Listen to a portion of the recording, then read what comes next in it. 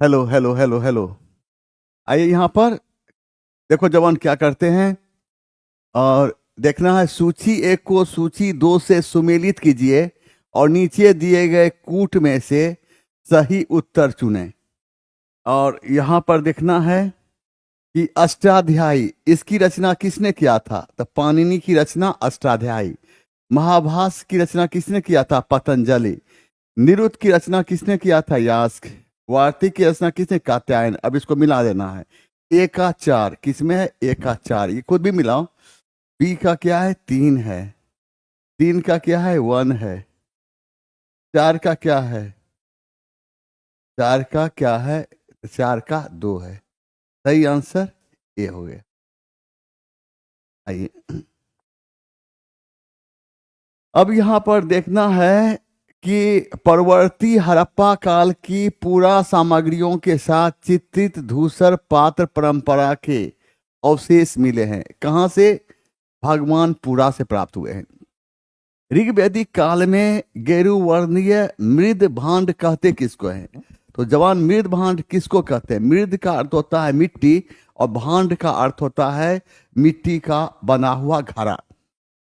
तो ऋग्वैदिक काल में गेरुवर्णीय मृदभांड प्रचलन में थे, तो उत्तर वैदिक काल में चित्रित धूसर मृदभांड प्रचलन में थे।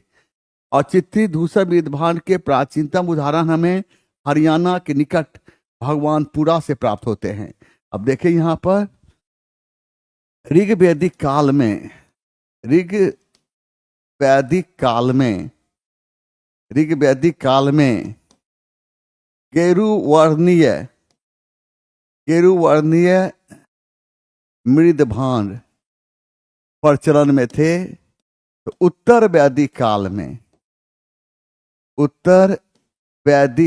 में क्या चित्रित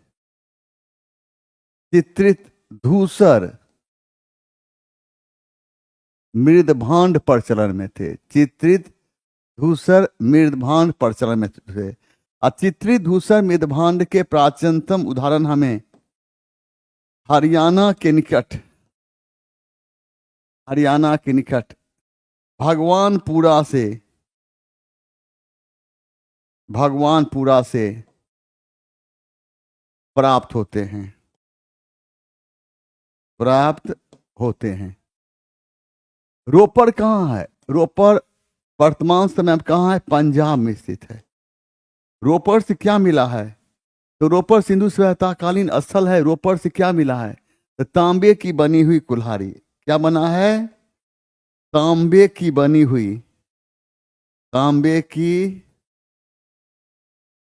हुई कुल्हाड़ी। बनवाली कहाँ प्राप्त हुआ है, हरियाणा।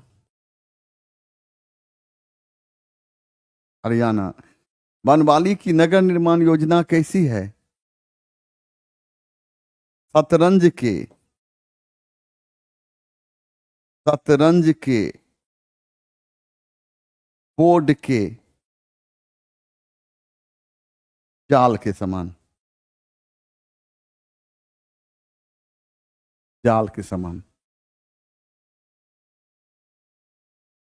यहां देखिए सूची एक को सूची दो से सुमिलित कीजिए तथा सूचियों के नीचे दिए गए कूट का प्रयोग करते हुए सही उत्तर चुनें। सही उत्तर चुनने की बात हो रही है। तो अब हम देखते हैं हड़प्पा किस नदी के तट पर है, तो हड़प्पा रावी नदी तट पर। हस्तिनापुर किस नदी तट पर, गंगा नदी तट पर। नागरजुकोंडा किस नदी, तो कृष्णा। पैठन किस नदी, गोदावरी। तो अब हम इसको मिलाएंगे, तो ए का क्या हुआ, दो। बी का क्या हुआ, तीन। सी का क्या हुआ, चार। डी का क्या हुआ, एक। इसका सही आंसर बी। हस्तिनापुर कहाँ है, याद रखना हस्तिनापुर कहाँ है, उत्तर प्रदेश के मेरठ जिले में। और नागार्जुन कोंडा कहाँ है, आंध्र प्रदेश में। आइए आगे की ओर देखते हैं कि निम्नलिखित चार वेदों में से रुक तेईस जवान थोड़ा सा लिंक को शेयर कर देते हैं मेरे जवान तक। हम भूल जाते हैं ना, तो लिंक को कर देते हैं शेयर। देखते हैं, एक खबर छपवा दो पाँच।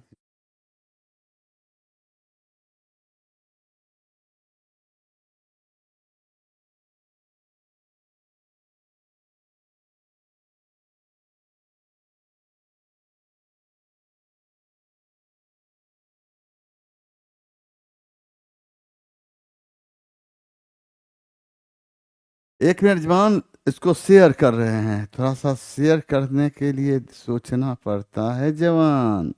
जवान थोड़ा रुक जाओ, शेयर कर रहे हैं। कैसे होता है शेयर? हम अपने जवान के ग्रुप में दे देते हैं, ताकि मेरा जवान रोज कहता है सर पता नहीं चलता है। आइए पीजीटी के ग्रुप में डाल दिए हैं। अब देखो जवान सब जुटेगा। हो गया, देख कर दिया। देखो यहां पर क्या है कि निम्नलिखित 4 वेदों में से किस एक में जादुई माया और वशीकरण का वर्णन है? और इसका है अथर्ववेद। अथर्ववेद में उल्लेख क्या मिलता है? अथर्ववेद से हमें जादू, टोना, भूत प्रेत, चिकित्सा इत्यादि के विषय में जानकारी मिलती है। देखें यहाँ पर अथर्ववेद से किसके बारे में जानकारी मिलती है? अथर्ववेद। अथर्ववेद से किसके बारे में जानकारी? जादू, टोना, भूत प्रेत, चिकित्सा चिकित्सा इत्यादि के विषय में जानकारी मिलती है। ठीक है। ऋग्वेद से हमें किसके बारे में जानकारी मिलती है? ऋग्वेद में विभिन्न देवताओं की स्तुति में, विभिन्न देवताओं के स्तुति में, विभिन्न देवताओं के स्तुति में गाए गए मंत्रों का, गाए गए मंत्रों का संग्रह के विषय में जानकारी मिलती है। संग्रह के विषय में जानकारी मिलती है, जानकारी मिलती है। ऋग्वेद में विभिन्न देवताओं की स्तुति में गाए गए मंत्रों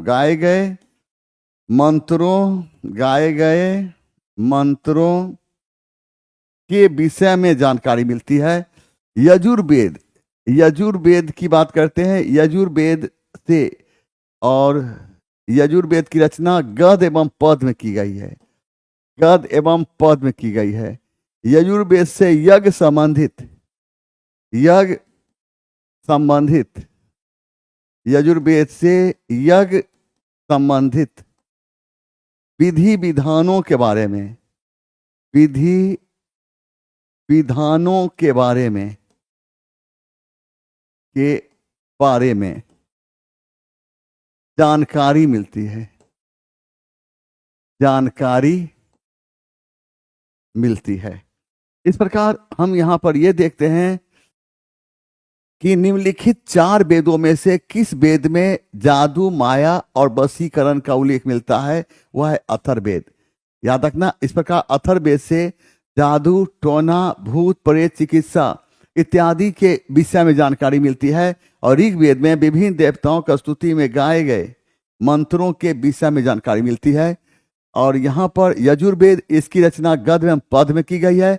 यजुर्वेद से यज्ञ संबंधित विधि विधानों के बारे में जानकारी मिलती है। यहाँ पर है कि प्राचीन जैन धर्म के संबंध में निम्नलिखित कथनों में से कौन सा एक सही है? कौन सा एक सही है? मात्र एक सही है। अब वह है अस्थूलबाहु के नेतृत्व में दक्षिण भारत में जैन धर्म का प्रचार हुआ। यह गलत है। जैन धर्म का प्रचार अस्थूलबाहु के नेतृत्व में नहीं हुआ था। यह जैन गुरु भद्रबाहु के नेतृत्व में हुआ था। पाटलिपुत्र में हुई परिषद के पश्चात जो जैन धर्म के लोग भद्रबाहु के नेतृत्व में रहे, वे श्वेतांबर कहलाए। ये गलत है, वे श्वेतांबर नहीं कहलाए। वे वे कहलाए दिगंबर कहलाए। क्या कहलाए? दिगंबर। दिगंबर याद रखना है। अब प्रथम शतक ईस्वी में जैन धर्म को कलिंग के राजा खारवेल का समर्थन मिला। यह बात सही है। इसका सही आंसर सी हो जाता है। हम देखते हैं कि प्रथम जैन संगति के आयोजन का समय माना जाता है 322 ईस्वी पूर्व से लेकर 298 ईस्वी पूर्व। प्रथम जैन संगति का आयोजन पाटलिपुत्र की धरती पर हुई थी। उस समय शासक चंद्रगुप्त मौर्य था। प्रथम जैन संगति की अध्यक्षता एक विद्वान ने किया था जिसका नाम स्थूलबाहु था। प्रथम जैन संगति के समय जैन धर्म दो भागों में बट गया, श्वेतांबर एवं दिगंबर। श्वेतांबर श्वेत वस्त्र पहने विश्वास करते थे तो दिगंबर वस्त्र पहने विश्वास नहीं करते थे। इस प्रकार जैन गुरु स्थूलबाहु की समर्थक श्वेतांबर कहलाए तो जैन गुरु भद्रबाहु की समर्थक दिगंबर कहलाए। अब यहाँ पर देखें, प्रथम जैन संगति की बात करते हैं। प्रथम जैन संगति के आयोजन का समय क्या है? 322 ईस्वी पूर्व से लेकर 298 ईस्वी पूर्व। और प्रथम जैन संगति का आयोजन कहाँ हुआ था? पाटलिपुत्र की धरती पर। कहाँ? पाटलिपुत्र की धरती पर। पाटलिपुत्र की धरती पर प्रथम जैन संगति के इसमें शासक कौन था? तो चंद्रगुप्त मौर्य था। कौन था? चंद्रगुप्त मौर्य। अध्यक्षता एक विद्वान ने किया था जिसका नाम क्या था? स्थूलबाहु था। प्रथम जैन संगति के समय जैन धर्म कितने भागों में बट गया? दो भागों में बट गया। दो भागों में बट गया। कौन कौन? श्वेतांबर और दिगंबर। श्वेतांबर कौन सा वस्त्र पहनते थे? श्वेत वस्त्र पहनते थे, श्वेत वस्त्र। और दिगंबर कौन सा वस्त्र पहनते थे? ये वस्त्र नहीं पहनते थे, वस्त्र नहीं पहनते थे। आइए यहां पर हम देखते हैं कि चंद्रगुप्त मौर्य के प्रारंभिक जीवन का विवरण प्रस्तुत किया गया। किसमें? तो महावंश टीका में। हम देखते हैं वायु प्राण की बात करते हैं तो इतिहास की जब हम बात चंद्रगुप्त मौर्य की बात करते हैं तो जैन ग्रंथ हेमचंद की रचना परिशिष्ट परमन से हमें पता चलता है कि चंद्रगुप्त मौर्य अपने जीवन के अंतिम समय में जैन धर्म को मानने वाला हो गया था। वह जैन गुरु भद्रबाहु के साथ सरमन बेलगोला के चंदगिरी नामक पहाड़ी पर चला गया जहां पर अपने शेष जिंदगी का अंत किया। और अपने जिंदगी का अंत वह जैन धर्म के जिस विधि से किया उसे हम संलेखना विधि के नाम से भी जानते हैं। यहाँ पर याद रखना है कि जैन ग्रंथ हेमचंद्र की रचना, जैन ग्रंथ हेमचंद्र की रचना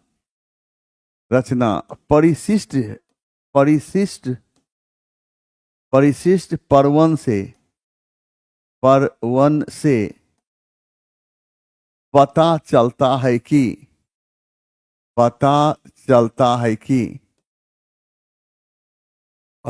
है कि चंद्रगुप्त मौर्य अपने जीवन के अंतिम समय में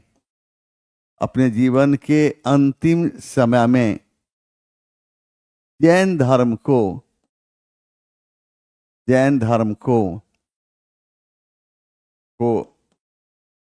मानने वाला हो गया था। वह जैन गुरु भद्रबाहु के साथ सरमन बेलगोला के चंद्रगिरी नामक पहाड़ी पर चला गया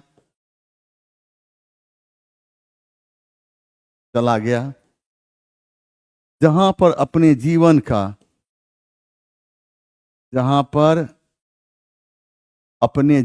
का शेष दिन शेष दिन बिताया था। अब देखें, निम्नलिखित वाकाटक शासकों में किसने चंद्रगुप्त द्वितीय की पुत्री प्रभावती गुप्त से विवाह किया था? और इसका सही आंसर है रुद्रसेन द्वितीय। हम देखते हैं कि चंद्रगुप्त द्वितीय को इतिहास में हम देवराय या देवगुप्त के नाम से भी जानते हैं। चंद्रगुप्त द्वितीय को इतिहास में हम देवराय या देवगुप्त के नाम से भी जानते हैं। चंद्रगुप्त द्वितीय को इतिहास में हम देवराय या देवगुप्त के भी नाम से भी जानते हैं। चंद्रगुप्त द्वितीय नाग राजकुमारी कुबेर नागा के साथ चंद्रगुप्त द्वितीय नाग राजकुमारी कुबेर नागा के साथ विवाह किया था। चंद्रगुप्त द्वितीय अपनी पुत्री प्रभावती गुप्त की शादी वाकाटक राजा रुद्रसेन द्वितीय के साथ किया था। चंद्रगुप्त द्वितीय पश्चिम के शक राजा रुद्र सिंह तृतीय को पराजित करने के उपलक्ष्य में विक्रमादित्य की उपाधि धारण की एवं सिंह विक्रम प्रकार का सिक्का चला था। चंद्रगुप्त द्वितीय की सैन्य उपलब्धि के विषय में हमें जानकारी दिल्ली स्थित मेहरौली लौह स्तंभ अभिलेख से मिलती है। आपसे यहाँ प्रश्न पूछा जाएगा, चंद्रगुप्त द्वितीय को इतिहास में हम किस नाम से? चंद्रगुप्त द्वितीय के इतिहास में हम देवराय एवं देवगुप्त के नाम से भी जानते हैं। देवगुप्त के नाम से भी जानते हैं। चंद्रगुप्त द्वितीय नाग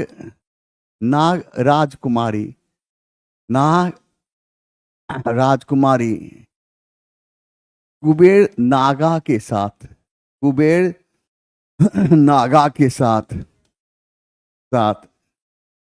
विवाह किया था। चंद्रगुप्त द्वितीय अपनी पुत्री प्रभावती गुप्त की शादी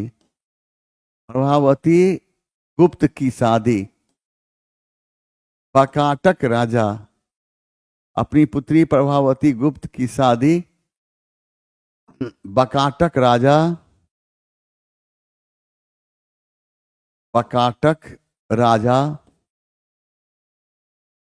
रुद्रसेन द्वितीय के साथ किया था।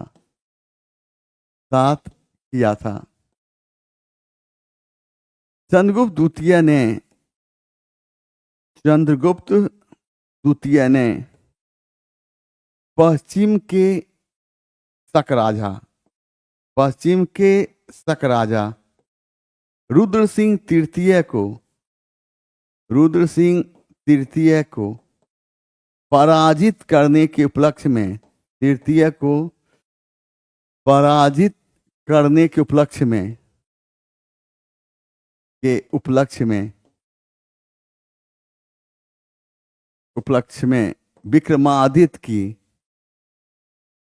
विक्रमादित्य की उपाधि धारण की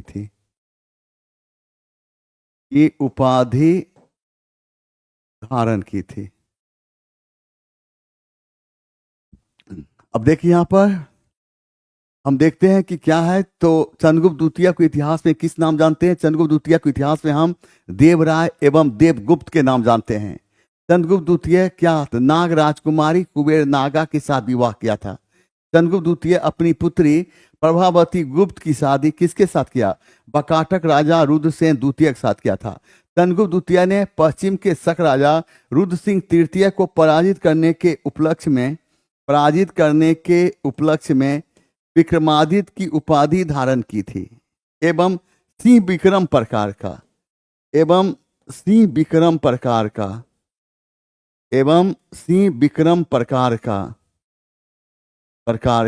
सिक्का चलाया था।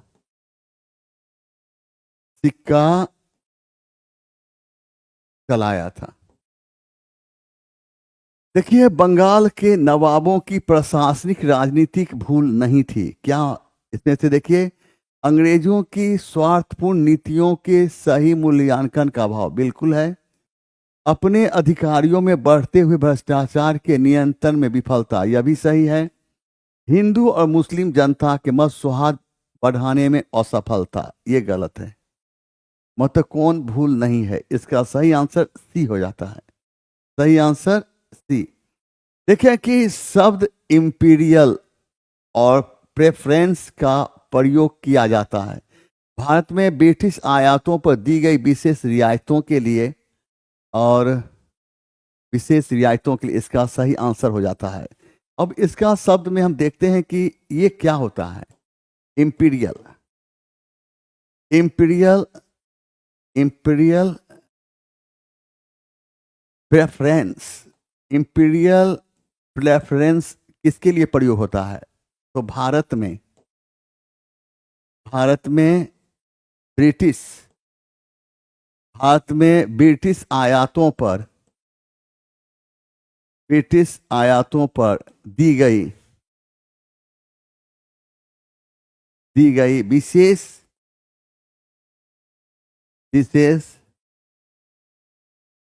रियायतों के लिए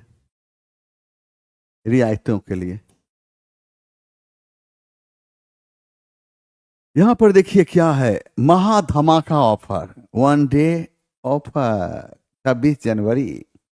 इस ऑफर को देखना है, समझना है, अगर लगता है लेना चाहिए तो फिर ले लेना है।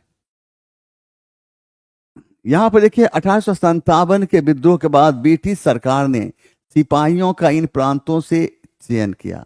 और किन प्रांतों से चयन किया था? तो गोरख, सिख, पंजाबी, उत्तर प्रांत से। और इसका सही आंसर सी। 1857 के विद्रोह की जब हम बात करते हैं, 1857 के विद्रोह में जमींदार, साहूकार एवं कृषक ने भाग नहीं लिया था। 1857 के विद्रोह में जमींदार, साहूकार एवं कृषक ने भाग नहीं लिया था। और 1857 के विद्रोह के बाद भारतीय सेना को पुनर्गठित करने के लिए पील आयोग का गठन किया गया था।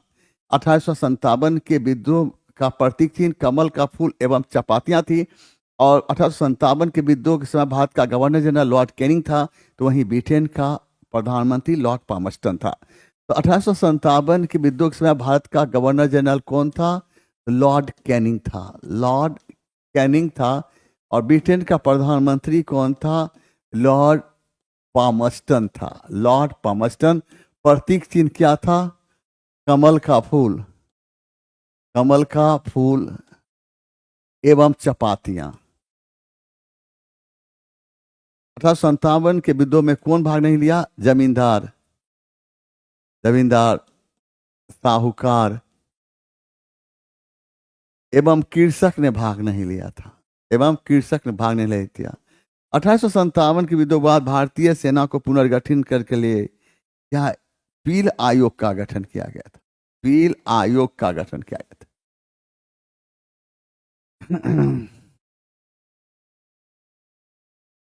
देखिए, निम्नलिखित में से किस अधिनियम ने संवैधानिक निरंकुशता के सिद्धांत का अनुमोदन किया था? और इसका सही आंसर है 1935 का अधिनियम। याद रखना है, 1935 का अधिनियम देश का सबसे बड़ा अधिनियम है। और इस अधिनियम के तहत भारत से बर्मा को अलग किया गया था। और इसी अधिनियम के तहत रिजर्व बैंक ऑफ इंडिया की स्थापना हुई थी। अब देखें यहाँ पर 1935 का अधिनियम, याद रखना है 1935 का अधिनियम देश का सबसे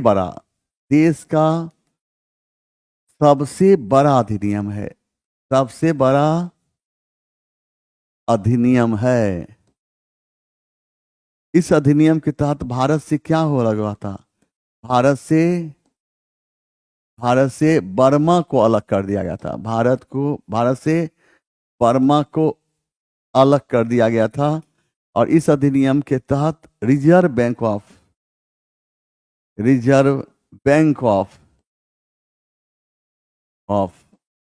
इंडिया की स्थापना हुई थी। रिजर्व बैंक ऑफ इंडिया की स्थापना हुई थी। आप देखो 1909 के काउंसिल अधिनियम की तहत की बात करते हैं, तो याद रखना है कि 1909 के अधिनियम को हम और मोर्ले मिंटो सुधार के नाम जानते हैं। और इस अधिनियम के तहत मुसलमानों के लिए पृथक निर्वाचन की व्यवस्था स्वीकार किया गया था। और 1909 के अधिनियम के तहत भारतीय राजनीति में पहली बार सांप्रदायिकता का प्रश्न उभर कर सामने आया था। 1909 के अधिनियम के तहत अंग्रेजों ने फूट डालो शासन करो की नीति को अपनाया था। तो देखो 1909 के अधिनियम को हम मोर्ले मिंटो सुधार के नाम जानते हैं। 1909 के अधिनियम के तहत मुसलमानों के लिए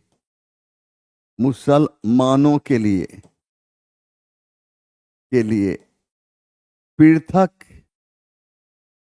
निर्वाचन की व्यवस्था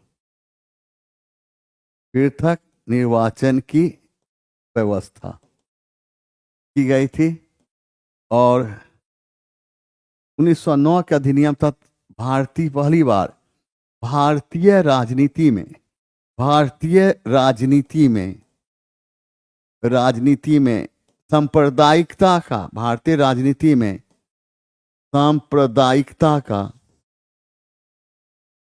सांप्रदायिकता का प्रश्न उभर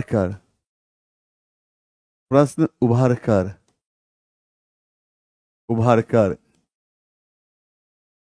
सामने आया था। 1909 के अधिनियम के तहत अंग्रेजों ने पहली बार फूट डालो शासन करो की नीति को अपनाया था।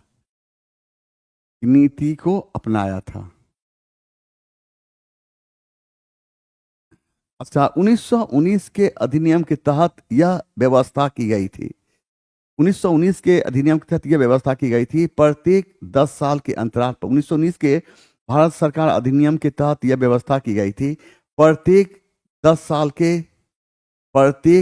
साल के अंतराल पर, और एक आयोग का गठन किया जाएगा जिसे यह देखना होगा कि भारत की शासन व्यवस्था में किसी प्रकार के सुधार की भी आवश्यकता है। इन्हीं बातों को ध्यान में रखते हुए समय से पहले 1927 ईस्वी में इंग्लैंड की धरती पर साइमन आयोग का गठन किया गया था। तो 1919 के याद रखना है, 1919 के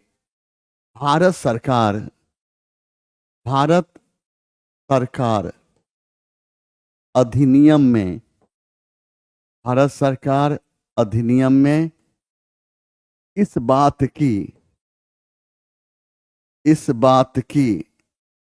व्यवस्था की गई थी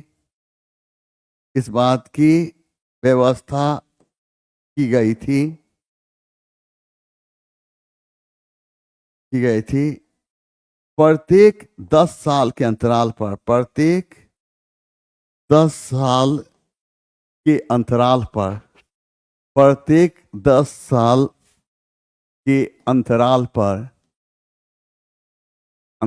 पर एक आयोग का गठन किया जाएगा।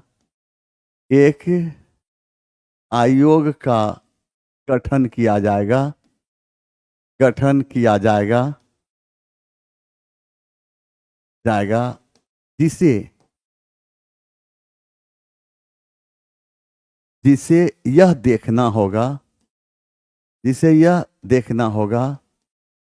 भारत की शासन व्यवस्था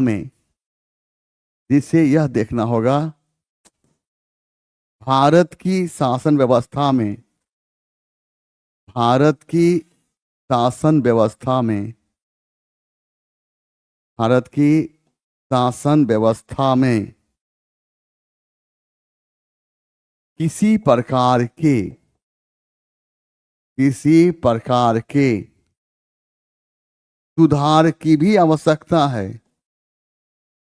किसी प्रकार के सुधार की भी आवश्यकता है। इन्हीं बातों को ध्यान रखते हुए समय से पहले 1927 ईस्वी में इंग्लैंड की धरती पर साइमन आयोग का गठन किया गया था।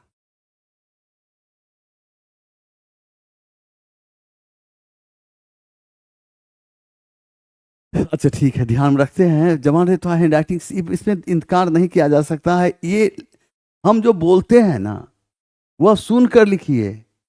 इतना हम चीज जो लिखते हैं वह देखकर उतारना संभव है। जैसे हम बोलते हैं उसको सुनकर लिखना चाहिए। इतना चीज जो हम इस पर लिखते हैं, इसे स्पेलिंग मिलाकर आप उतारोगे, ये संभव है। लेकिन आप कहते हैं तो हम इन बातों को ध्यान में रखते हैं। आइए देखिए यहाँ पर 19वीं शताब्दी के धर्म एवं समाज सुधार आंदोलनों ने जनसंख्या के किस वर्ग को मुख्यतः आकर्षित किया? 23 से देखना है, 82, 23 देखे 82, 23 से।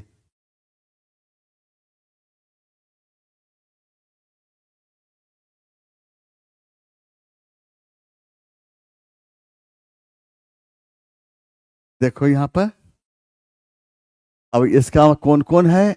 बुद्धिजीवी, नगरीय उच्च जातियां, उदार राजवाड़े वर्ग, निर्धन सब साधारण वर्ग नहीं। तो इसका हो जाता है 1, 2 और 4। और किसमें है? 1, 2 और 4। इसका सही आंसर हो जाता है सी। तो इसमें कौन कौन है? तो देख यहाँ पर मिला लेना है। एक में कौन है? बुद्धिजीवी, बुद्धिजीवी। और बुद्धिजीवी 2 में कौन हो जाता है? 2 में हो जाता है नगरीय, नगरीय उच्च जातियां, उच्च जातियां। 4 में देना है उदार रजवाड़े, रजवाड़े वर्ग। इसलिए इसका आंसर होगा 1, 2 और 4। और 1, 2, 4 किस में? इसका सी मारेंगे। आप आइए यहां देखिए, सत्य शोधक, सत्य शोधक समाज ने संगठित किया। किसको किया? तो महाराष्ट्र में एक जाति विरोधी आंदोलन। और इसका सही आंसर हो जाता है ए। सत्यशोधक समाज की स्थापना 24 सितंबर 1873 ईस्वी को पूना की धरती पर हुई थी। और इसके स्थापित करने का श्रेय दिया जाता है किसको? ज्योतिबा फुले को।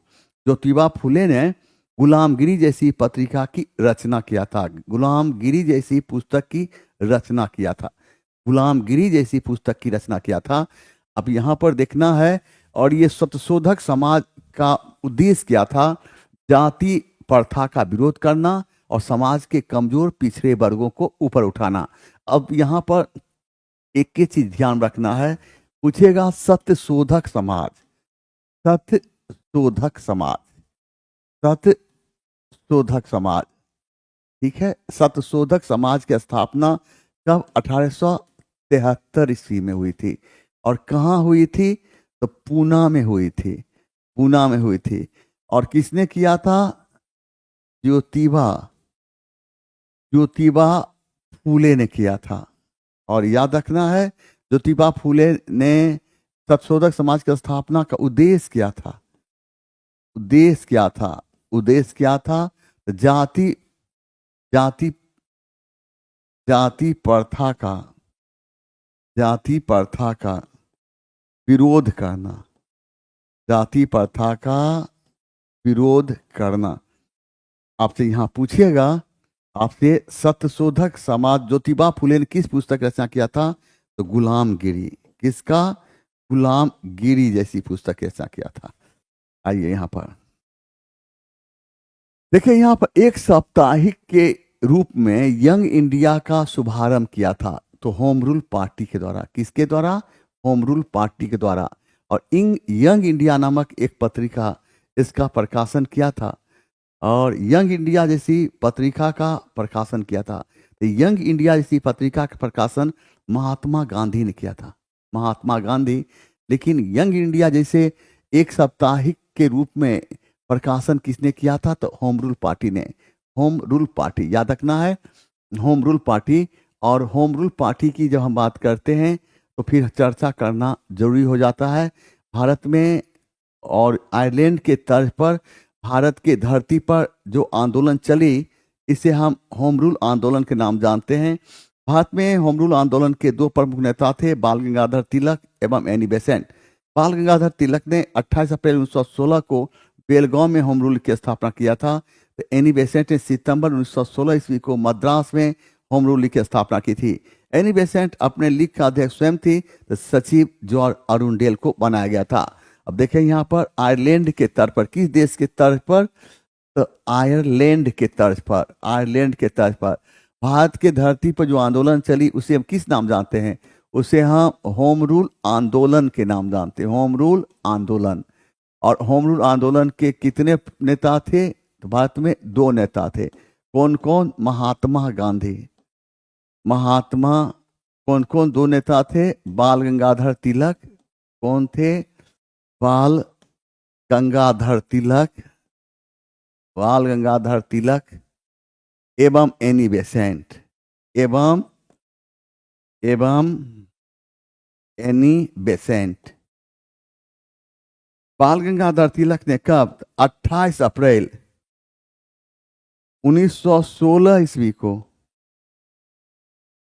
बेलगांव में, बेलगांव में होम रूल लीग की, होम रूल लीग की, होम रूल लीग की स्थापना किया था, स्थापना किया था। एनी बेसेंट ने, एनी बेसेंट ने, बेसेंट ने सितंबर 1916 ईस्वी में मद्रास में, मद्रास में होम रूल लीग की स्थापना की थी, होम रूल लीग की स्थापना की थी, स्थापना की थी। एनी बेसेंट अपने लीग का अध्यक्ष स्वयं थी, समझे? और एनी बेसेंट अपने लीग का अध्यक्ष स्वयं थी, अध्यक्ष स्वयं।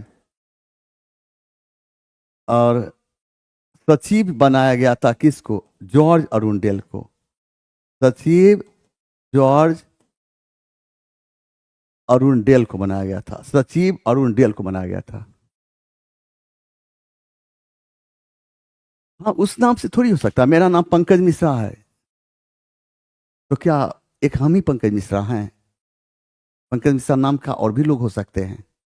ये बात सही है। महात्मा गांधी ने यंग पत्रिका, यंग इंडिया नामक पत्रिका का प्रकाशन किया, तो होम रूल पार्टी ने भी एक साप्ताहिक पत्र यंग इंडिया के नाम से निकाला था। ये महात्मा गांधी वाला यंग इंडिया अलग है, हाँ। और एक होम रूल पार्टी का एक साप्ताहिक पत्र के रूप में ये यंग इंडिया अलग है। और उग्रवादी पार्टी में हम देखते हैं कि लाला लाजपत राय ने भी यंग इंडिया नामक एक अलग पत्रिका का प्रकाशन किया था। आप समझ गए ना, अलग चीज है। अब एकदम क्लियर। आ जाओ मेरे जवान, जैसा आगे देखते चलिए। आओ यहां पर देखिए, सूची 1 को सूची 2 से सुमेलित कीजिए तथा सूची के नीचे दिए गए कूट से सही उत्तर का चयन करें।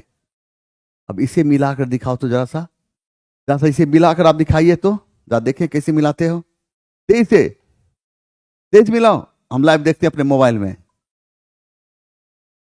तेज से तेज से मिलाकर दिखाएं, तेज से।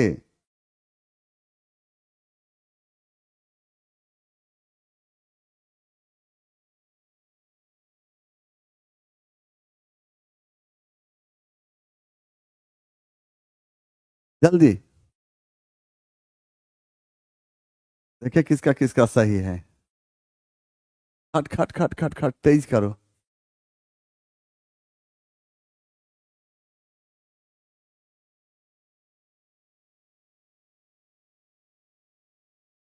अब देखें यहाँ पर अबुल कलाम आजाद। अबुल कलाम आजाद की बात करते हैं तो कौन है? तो अल हिलाल। फिरोज शाह मेहता कौन? मुंबई क्रॉनिकल। एनी बेसेंट कौन? New India. महात्मा गांधी कौन? Young India. अब इसको मिलाइए कैसे होगा। तो पहला का 2, ठीक है, दूसरा का 1, तीसरा का 4, और चौथा का 3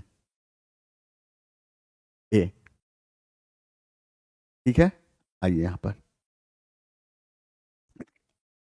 किसने एक तरफ संस्कृत मुद्रा लेख के साथ चांदी के सिक्के निर्गत किए?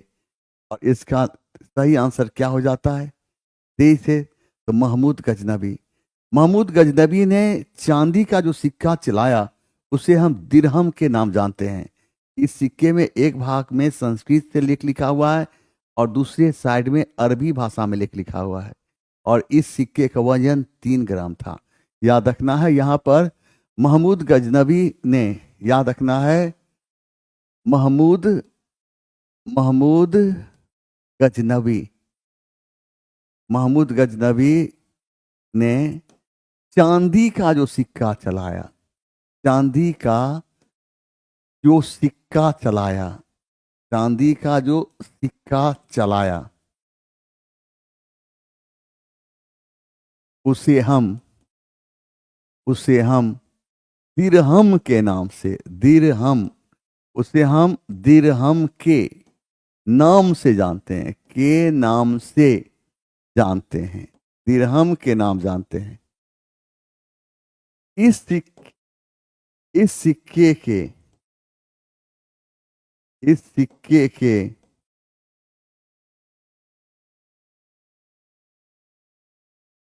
सिक्के के एक तरफ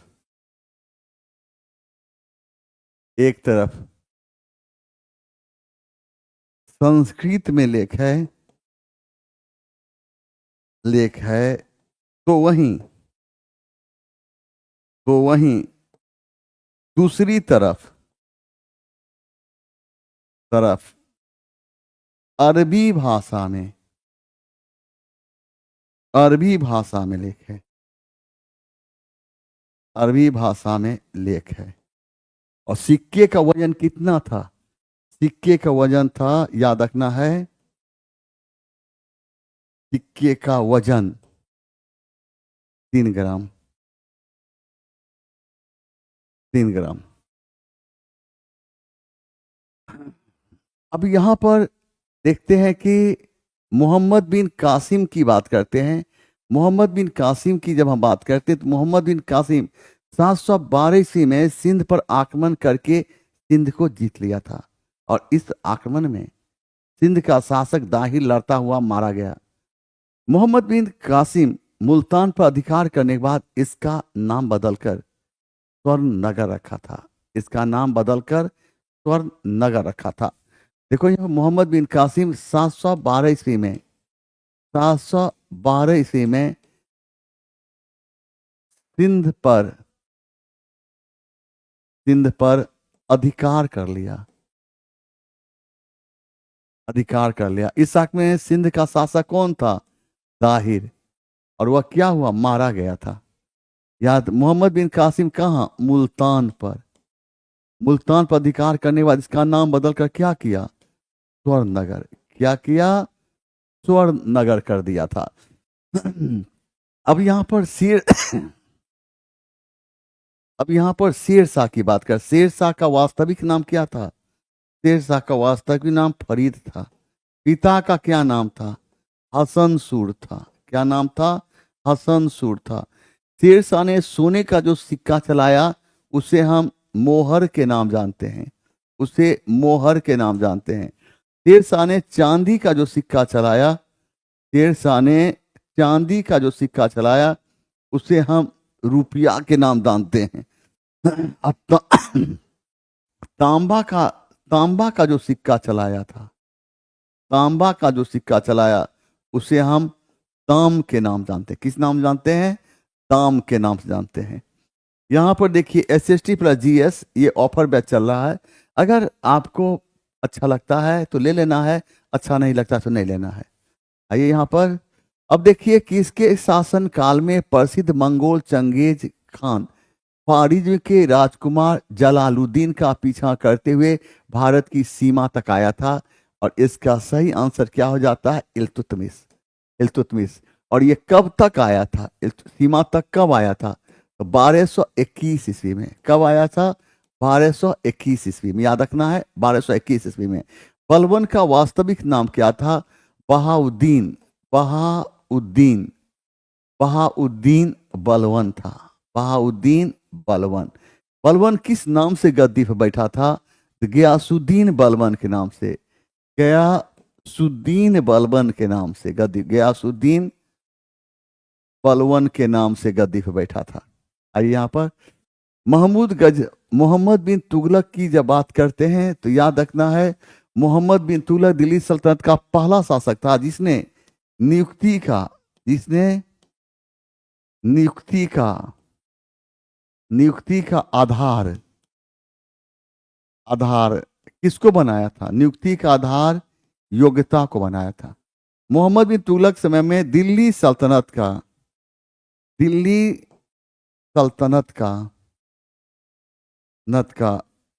सबसे अधिक विस्तार हुआ था। सबसे अधिक दिल्ली सल्तनत का सबसे अधिक विस्तार हुआ था। अधिक विस्तार हुआ था। आइए यहां देखिए, निम्नलिखित तुगलकी राजवंशों के किस सुल्तान ने चांदी के सिक्के के स्थान पर तांबे के सिक्के चलाए थे? और इसका सही आंसर है मोहम्मद बिन तुगलक। मोहम्मद बिन तुगलक चांदी की कमी को देखते हुए, मोहम्मद बिन तुगलक जवान, मेरे जवान को कोई दिक्कत भी हो रहा है? जवान कोई दिक्कत भी हो रहा है? 23 मैसेज करें। जवान कोई दिक्कत भी हो रहा है? 23 से। मोहम्मद बिन तुगलक की जब हम बात करते हैं, मोहम्मद बिन तुगलक विश्व में चांदी की कमी को देखते हुए सांकेतिक सिक्का चलाया था। इतिहासकार बर्नी के अनुसार यह तांबे का, फरिश्ते के अनुसार यह पीतल का, और सतीश चंद्र के अनुसार यह कांसे का था। और कांसा वाला ही मान है। और यह क्वेश्चन पूछने जा रहा है। यह क्वेश्चन पूछने जा रहा है। समझ गए? आइए यहां पर मोहम्मद बिन तुगलक की जब हम बात करते हैं तो मोहम्मद बिन तुगलक याद आना किसकी कमी को देखते हुए? तो चांदी की कमी को देखते हुए कौन सा सिक्का चलाया था? सांकेतिक सिक्का चलाया था। कौन सा सिक्का? सांकेतिक सिक्का चलाया था। ठीक है। और इतिहासकार बर्नी के अनुसार यह सांकेतिक सिक्का किसका था? बना हुआ तांबे का। और फरिश्ते के अनुसार यह सांकेतिक सिक्का किसका था? पीतल का। अब देखिए यहां पर सतीश चंद्र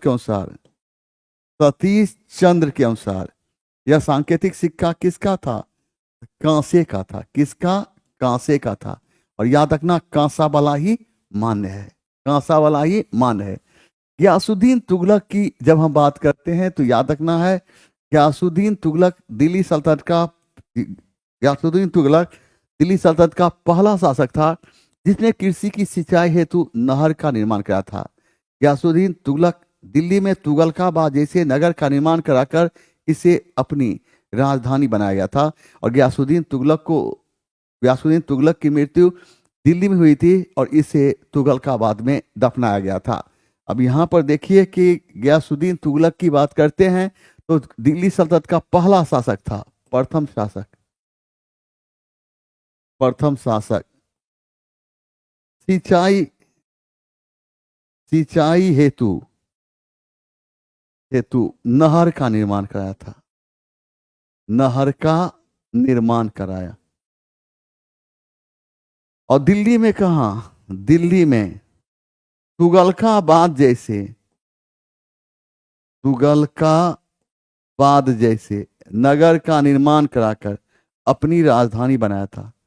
और गयासुद्दीन तुगलक को कहां दफनाया गया था? तो तुगलकाबाद में दफनाया गया था। फिरोज शाह तुगलक की बात करते, इसे क्या कहा गया? इसे दिल्ली सल्तनत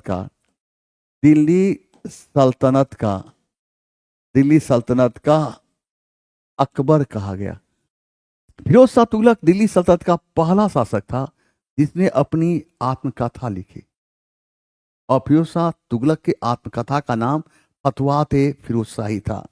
फिरोज शाह तुगलक दिल्ली सल्तनत का पहला शासक, दिल्ली सल्तनत का पहला शासक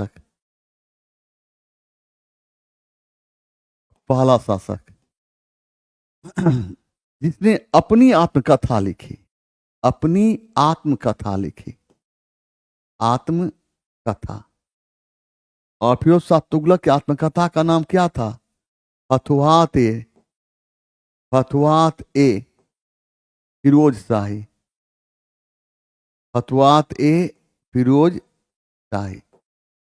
ठीक है, आइए यहां पर देखिए 1565 में कौन सा प्रसिद्ध युद्ध हुआ था? 23 से बताना है, 23 से बताना है, 23 से 23 से 23 से।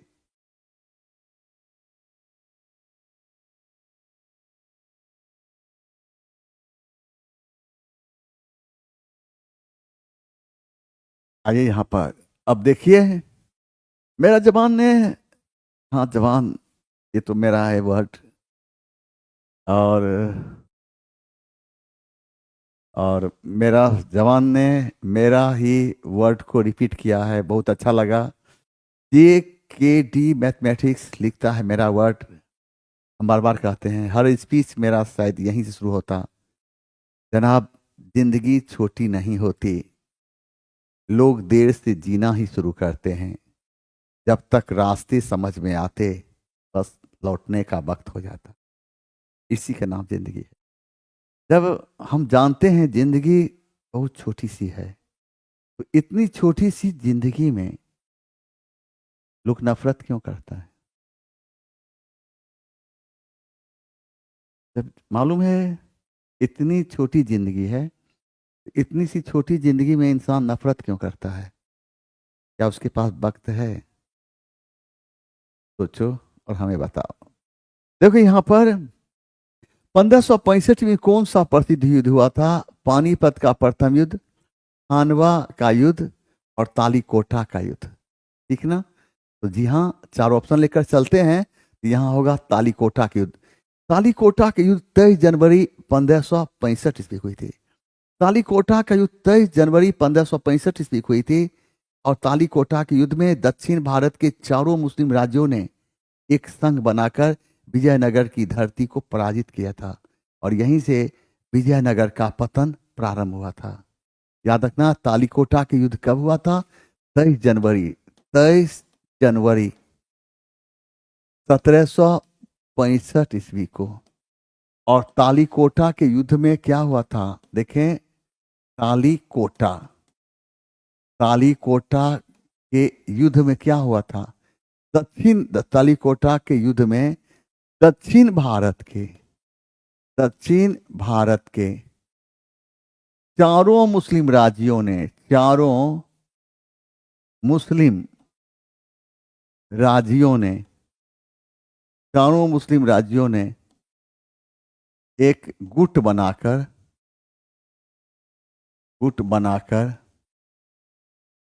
विजयनगर की धरती पर, विजयनगर की धरती पर आक्रमण किया था, आक्रमण किया था। और इस आक्रमण में विजयनगर की धरती को क्या हुआ था? तो पराजय का सामना करना पड़ा था। पराजय, पराजय, विजयनगर की धरती को पराजय का सामना करना पड़ा। और तालीकोटा के युद्ध को हम क्या नाम जानते हैं? तालीकोटा के युद्ध को हम राक्षसी तांगड़ी के युद्ध, राक्षसी तांगड़ी का युद्ध एवं बेनीहट्टी के, एवं बेनीहट्टी के युद्ध के नाम से भी, युद्ध के नाम से भी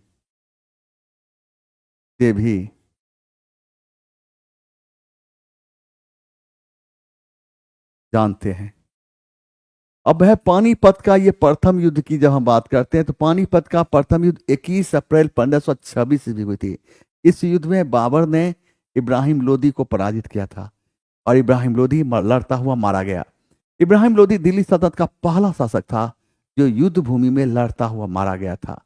पानीपत के युद्ध में बाबर के जीत का मुख्य कारण माना जाता है बाबर का योग्य नेतृत्व, तुलगामा नीति एवं तोपखाना का प्रयोग। तुलगामा नीति उस नीति को कहते हैं, और जब चक्कर काटकर एकाएक पीछे से दुश्मन पर आक्रमण किया जाए। अच्छा ठीक है, अब देखें यहां पर हम देखते हैं पानीपत की प्रथम युद्ध हुई थी। पानीपत, पानीपत का प्रथम युद्ध, पानीपत का प्रथम युद्ध कब? 21 अप्रैल, 21 अप्रैल 1526 ईस्वी। इस युद्ध में कौन? तो बाबर।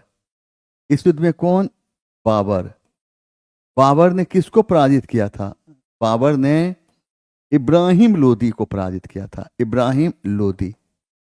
और इब्राहिम लोदी दिल्ली सल्तनत का पहला शासक था जो युद्ध भूमि में लड़ता हुआ मारा गया था। अब हम यहां पर देखते हैं पानीपत के प्रथम युद्ध में बाबर के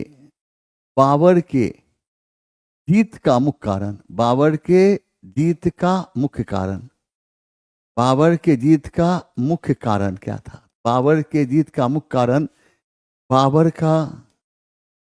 बाबर का योग्य नेतृत्व, बाबर का योग्य नेतृत्व,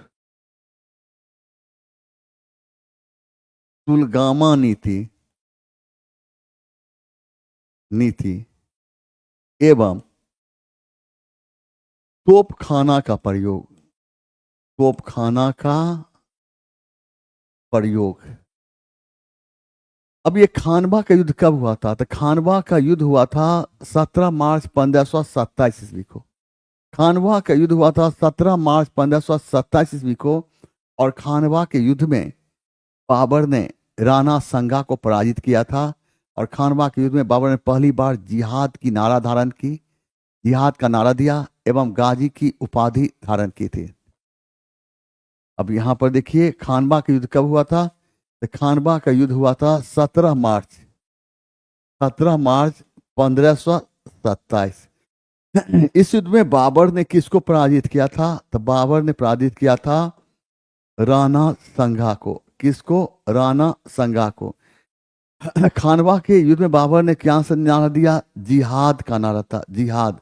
और कौन सी उपाधि धारण की थी? तो गाजी की उपाधि धारण की। और गाजी का अर्थ क्या होता है? धर्म योद्धा, धर्म योद्धा होता है, धर्म योद्धा।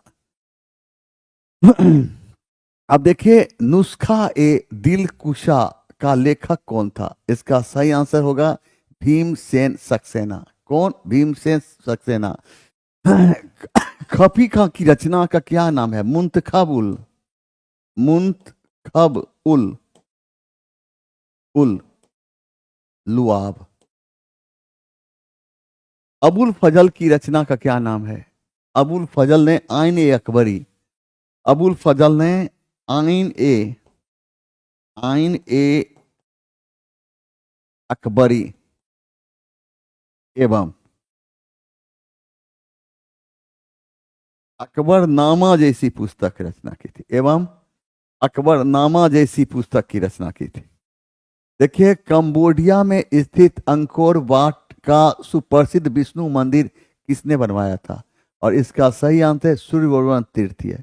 पूछेगा कि कंबोडिया में अंकोर वाट मंदिर कहाँ स्थित है?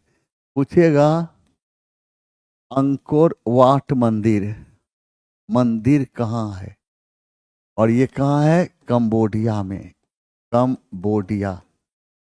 और ये मंदिर का संबंध किस देवता से है? तो विष्णु से है। पूछेगा इस मंदिर का निर्माण किसने किया था? सूर्यवर्मन ने, सूर्यवर्मन। आइए यहां पर देखिए भारत में शिक्षा की प्रगति की समीक्षा है तो विलियम हंटर समिति का गठन किस वर्ष किया गया था? और इसका सही आंसर है 1882। और हंटर समिति का संबंध, और हंटर की बात करते हैं तो हंटर समिति का संबंध प्राथमिक शिक्षा से था। याद रखना है हंटर कमेटी। देखें यहां पर हंटर समिति की बात करते हैं। हंटर समिति का गठन कब किया गया था? 1882 ईस्वी में। इसका संबंध क्या चीज से था? प्राथमिक शिक्षा से, प्राथमिक शिक्षा से। और हंटर समिति का गठन किसके समय में किया गया था? लॉर्ड रिपन के समय, लॉर्ड रिपन के समय में किया गया था। अब देखिए, निम्नलिखित में से कौन सा विद्रोह बंकिम चंद्र चटर्जी की उपन्यास आनंद मठ के द्वारा प्रसिद्ध हुआ था? और इसका सही आंसर है कौन सा? सन्यासी विद्रोह। सन्यासी विद्रोह प्रारंभ हुआ था बंगाल एवं बिहार में, और बंगाल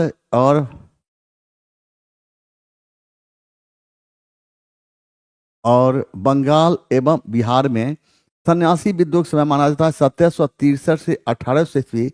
और सन्यासी विद्रोह का उल्लेख बंकिम चंद्र चटर्जी की रचना आनंद मठ में मिलता है। और ये यह विद्रोह की जब बात करते हैं, यह एक तरह का यह किसानों का विद्रोह था, यह किसानों का विद्रोह था।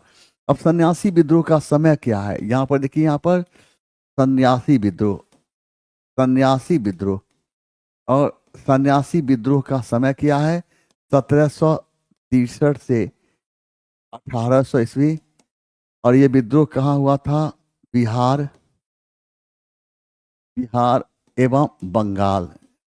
और इस विद्रोह का उल्लेख किसमें मिलता है? बंकिम चंद्र चटर्जी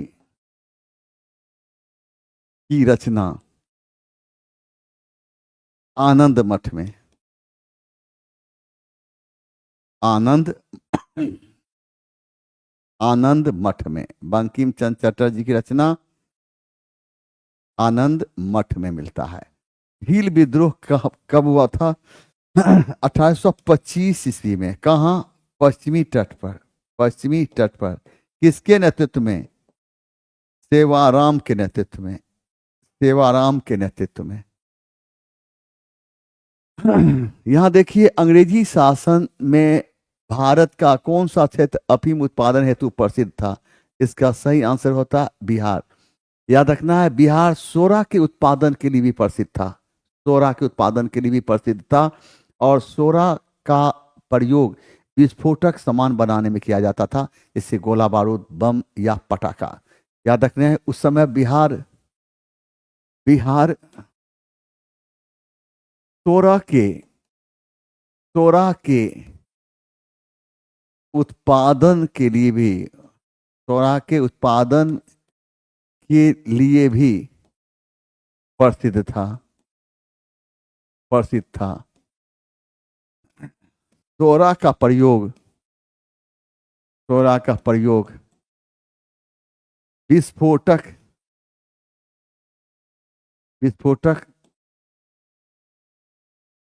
सामान बनाने के लिए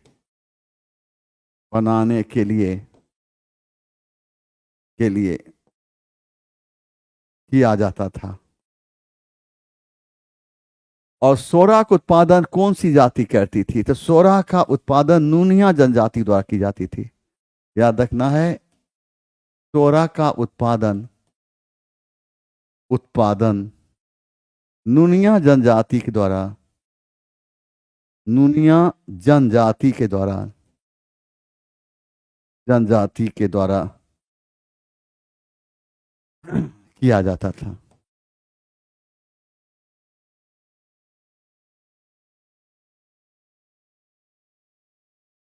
आजादी के बाद भी कौन भारत का गवर्नर जनरल बना रहा? और इसका सही आंसर है लॉर्ड माउंटबेटन। बंगाल का पहला गवर्नर रॉबर्ट क्लाइव था, तो बंगाल का अंतिम गवर्नर वारेन हेस्टिंग्स था। 1773 के रेगुलेटिंग एक्ट के तहत बंगाल के गवर्नर को बंगाल का गवर्नर जनरल कहा गया। इस प्रकार बंगाल का पहला गवर्नर जनरल वारेन हेस्टिंग्स था, तो बंगाल का अंतिम governor general Lord William Bentinck था। 1833 के एक्ट के तहत बंगाल के गवर्नर जनरल को भारत का गवर्नर जनरल कहा गया। इस प्रकार भारत का पहला governor general Lord William Bentinck था, तो भारत का अंतिम गवर्नर जनरल लॉर्ड कैनिंग था। 1858 के एक्ट के तहत भारत के गवर्नर जनरल को भारत का वायसराय कहा गया। इस प्रकार भारत का पहला वायसराय लॉर्ड कैनिंग था, तो भारत का अंतिम वायसराय लॉर्ड माउंटबेटन था। ये गवर्नर जनरल और वायसराय में बहुत कंफ्यूजन है। हम जो जिस तरह से तोड़कर प्रस्तुत किए हैं, इसको प्रेम से एक नोट्स बना लीजिए और मेरे साथ लिखते चले जाइए। आजीवन ये समस्या समाप्त हो जाएगी। आ जाओ यहाँ पर। देखिए यहाँ पर बंगाल का पहला गवर्नर, यहाँ पर लिखना है बंगाल का पहला गवर्नर कौन? बंगाल का पहला गवर्नर रॉबर्ट रॉबर्ट क्लाइव था। Robert Clive.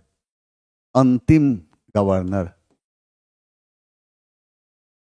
बंगाल का अंतिम governor Warren Hastings. Warren Hastings था। देखो 1773 के रेगुलेटिंग 1773 के रेगुलेटिंग एक्ट के तहत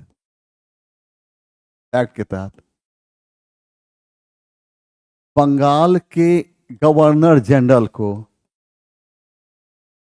बंगाल के गवर्नर जनरल को 1773 के एक्ट के तहत बंगाल के गवर्नर को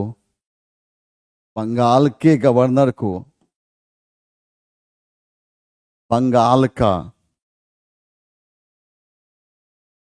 गवर्नर जनरल बंगाल का गवर्नर जनरल कहा जाने लगा।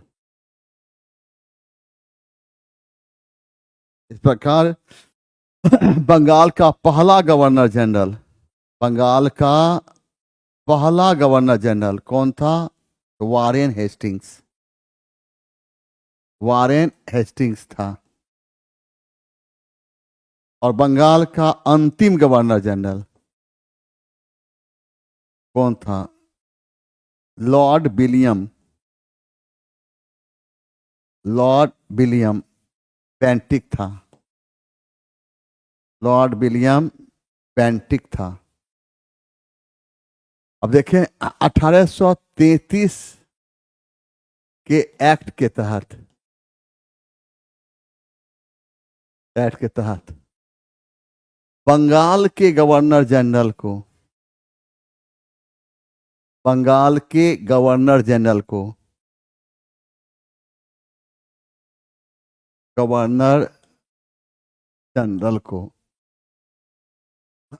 भारत का गवर्नर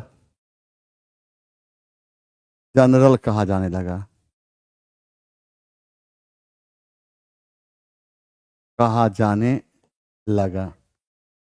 तो भारत का पहला गवर्नर जनरल कौन था? लॉर्ड विलियम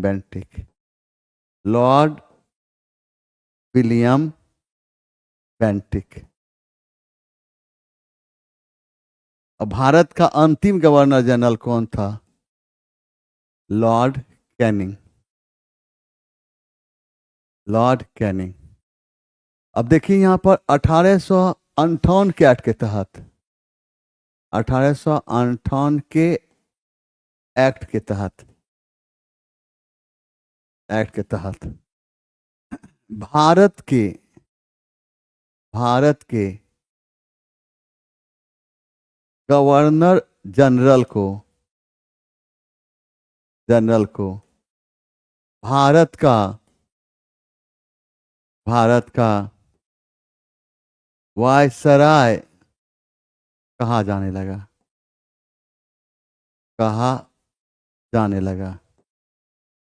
भारत का पहला वायसराय कौन था? तो लॉर्ड कैनिंग था। भारत का अंतिम वायसराय कौन था?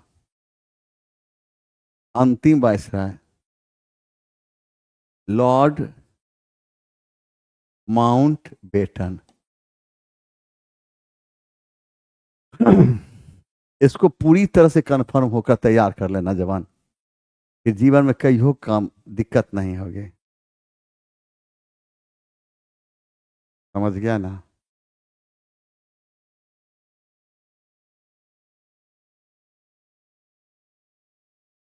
अब देखें यहां पर भारत में अस्थाई बंदोबस्ती के विषय में कौन सा एक सही नहीं है, सही नहीं है। इसकी शुरुआत लॉर्ड कर्नवालिस द्वारा की गई, ये सही है। इसको बंगाल बिहार में क्रियान्वित किया गया, यह भी सही है। जमींदार केवल मालगुजारी के संग्रह थे परंतु भूमि के स्वामी नहीं थे, ये गलत है, वह भूमि के स्वामी थे। लॉर्ड विलियम बेंटिंग समय में 1793 ईस्वी में अस्थाई बंदोबस्ती प्रथा प्रारंभ किया गया और इसे हम जमींदारी प्रथा, इसे सूर्यास्त कानून एवं स्तंभदारी प्रथा के नाम से भी जानते हैं। इस प्रथा के तहत जमीन का मालिक जमींदार को माना गया था। अब देखो लॉर्ड कर्नवालिस के समय में, लॉर्ड कर्नवालिस समय में कब? 1793 ईस्वी में।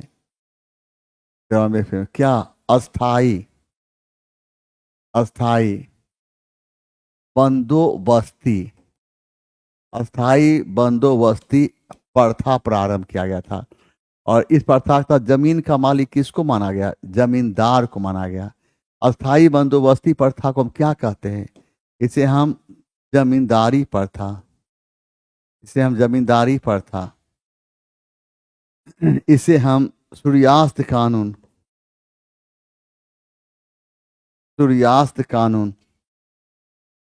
इसे हम स्तंभदारी प्रथा के नाम से भी जानते हैं। असहयोग आंदोलन चलाने की प्रेरणा देने वाला तत्कालिक कारण क्या था? देखिए यहाँ पर असहयोग आंदोलन की बात करते हैं तो खिलाफत के प्रति अन्याय एक यह भी कारण था, रोलेट एक्ट भी था और जालियांवाला बाग भी हत्याकांड था। लेकिन यहाँ पूछ रहा है तत्कालिक कारण, तो तत्कालिक कारण का में हो जाएगा खिलाफत, इसका सही आंसर ए हो जाता है। हम देखते हैं कि असहयोग आंदोलन की जब हम बात करते हैं तो हम देखते क्या है कि असहयोग आंदोलन की बात करते हैं, असहयोग आंदोलन का समय माना जाता है 1920 से 1922 ईस्वी। असहयोग आंदोलन के निम्नलिखित असहयोग आंदोलन की जब हम बात करते हैं तो असहयोग आंदोलन के समय माना जाता है 1920 से 1922 ईस्वी। असहयोग आंदोलन के समय सर्वप्रथम चित्तरंजन दास को गिरफ्तार किया गया था, इसके बाद उनकी पत्नी बसंती देवी को गिरफ्तार किया गया था। और हम देखते हैं कि असहयोग आंदोलन की जब हम बात करते हैं तो वहीं पर असहयोग आंदोलन के समय 5 फरवरी 1922 ईस्वी को उत्तर प्रदेश के गोरखपुर जिले के चोरी चौरा नामक स्थान पर आंदोलन हिंसात्मक हो गया और इससे दुखी होकर महात्मा गांधी ने बारदोली प्रस्ताव के तहत असहयोग आंदोलन को वापस लिया। कब लिया? 12 फरवरी 1922। अब यहाँ पर असहयोग आंदोलन की बात करते हैं तो असहयोग आंदोलन का समय क्या है? 1920 से 1922 ईस्वी। असहयोग आंदोलन के समय सर्वप्रथम किसको गिरफ्तार किया गया? चित्तरंजन दास को। इसके बाद उनकी पत्नी किसको? तो वसंती देवी को गिरफ्तार किया गया, वसंती देवी। और याद रखना है चोरी चौरा, देखिए चोरी चौरा कांड कब हुआ था? और ये हुआ था 5 फरवरी, कहीं कहीं मिलेगा 5 फरवरी, कहीं कहीं मिलेगा 4 फरवरी, याद रखना है 5 फरवरी 1922 ईस्वी को, 1922 ईस्वी को उत्तर प्रदेश के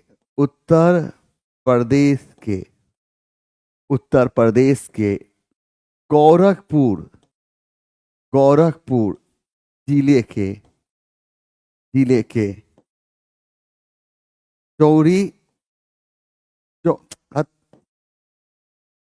चौरी चौरा नामक स्थान पर, चोरी चौरा नामक स्थान पर हुआ था। इससे दुखी होकर महात्मा गांधी ने असहयोग आंदोलन को वापस लेने का निर्णय लिया था और असहयोग आंदोलन को वापस लिया किस प्रस्ताव के तहत? तो बारदोली प्रस्ताव।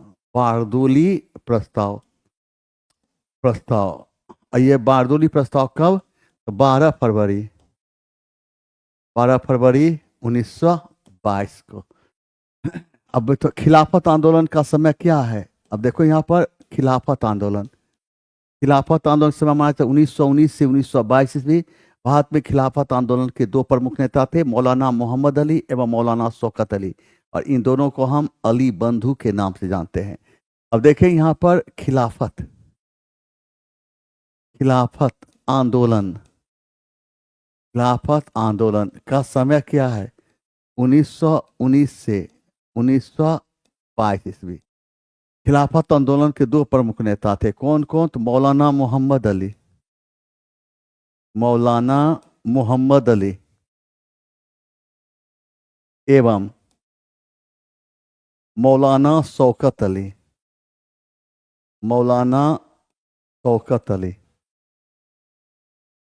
इन दोनों को हम किस नाम जानते हैं? इन दोनों को हम अली बंधु के नाम जानते हैं, अली बंधु। देखिए, एसएसटी प्लस जीएस की बात करते हैं तो इस बैच को देखना है। अगर आपकी काम है तो ले लेना है, ठीक ना? अगर काम नहीं है तो मत लेना है। बस अगर आपकी जरूरत है तो लेना है, नहीं जरूरत है नहीं लेना है, बस। अब देखें, निम्नलिखित परिच्छेद पर विचार कीजिए। इसने लोगों से सरकारी पदों से इस्तीफा देने और ब्रिटिश न्यायालयों से दूर रहने, स्कूल और कॉलेजों से हट जाने और चुनावों का बहिष्कार करने का आग्रह किया। दूसरी ओर स्वदेशी वस्तुओं, खासकर खादी और हस्तनिर्मित कपड़े के प्रयोग का अभियान था। उपर्युक्त परिच्छेद किस आंदोलन संबंधित है? तो असहयोग आंदोलन संबंधित है। और असहयोग आंदोलन की जब हम बात करते हैं तो असहयोग आंदोलन समय केरल के मालाबार तट पर मोपला विद्रोह हुआ था, मोपला विद्रोह। और मोपला विद्रोह के प्रमुख नेता कौन थे? अली मुस्लियार। असहयोग आंदोलन समय केरल के मालाबार तट पर मोपला विद्रोह हुआ था, मोपला विद्रोह। और मोपला विद्रोह के प्रमुख नेता कौन थे? अली मुस्लियार। कौन थे? अली मुस्लियार थे, अली मुस्लियार। स्वदेशी आंदोलन कब प्रारंभ हुआ था? 7 अगस्त 1905 ईस्वी को स्वदेशी आंदोलन प्रारंभ हुआ था। सविनय अवज्ञा आंदोलन का समय क्या है? 1930 से 1933 ईस्वी, 1930 से 1933 ईस्वी। अब देखिए, इटली ने आक्रमण कर किस देश को जीता था? तो अल्बानिया। कितना? अल्बानिया। क्वेश्चन नंबर 99, इसकी हमें बताना है, 30 से बताना है किस देश को जीता था। और इसका सही आंसर है 1939 में। कब? 1939 ईस्वी में। यह है कि बोस्टन टी पार्टी के इतिहास की एक महत्वपूर्ण घटना और संबंधित है किससे? अमेरिकी स्वतंत्रता संग्राम से। बोस्टन टी पार्टी की घटना कब हुई थी? तो बोस्टन टी पार्टी की घटना 1773 ईस्वी हुई थी। अमेरिकी स्वतंत्रता संग्राम का समय अमेरिका के मूल निवासी को रेड इंडियन कहा जाता था। और अमेरिकी स्वतंत्रता संग्राम का समय माना जाता है 1775 से और 1783 ईस्वी। अमेरिकी स्वतंत्रता संग्राम का तत्कालिक कारण माना जाता है 1773 ईस्वी में होने वाली बोस्टन टी पार्टी की घटना। अमेरिकी स्वतंत्रता संग्राम के समय नारा दिया गया था, प्रतिनिधित्व नहीं तो कर नहीं। अमेरिकी स्वतंत्रता संग्राम समय पहला युद्ध 19 अप्रैल 1775 ईस्वी को हुई थी। और हम देखते क्या है, अमेरिकी स्वतंत्रता संग्राम का जिस संधि के तहत हुई थी उसे हम पेरिस की संधि के नाम जानते हैं। और ये संधि 1783 ईस्वी में हुई थी। पूछेगा कि अमेरिकी स्वतंत्रता संग्राम का समय क्या है? तो 1700 अमेरिका पूछेगा अमेरिका के मूल निवासी को क्या कहा जाता था? अमेरिका के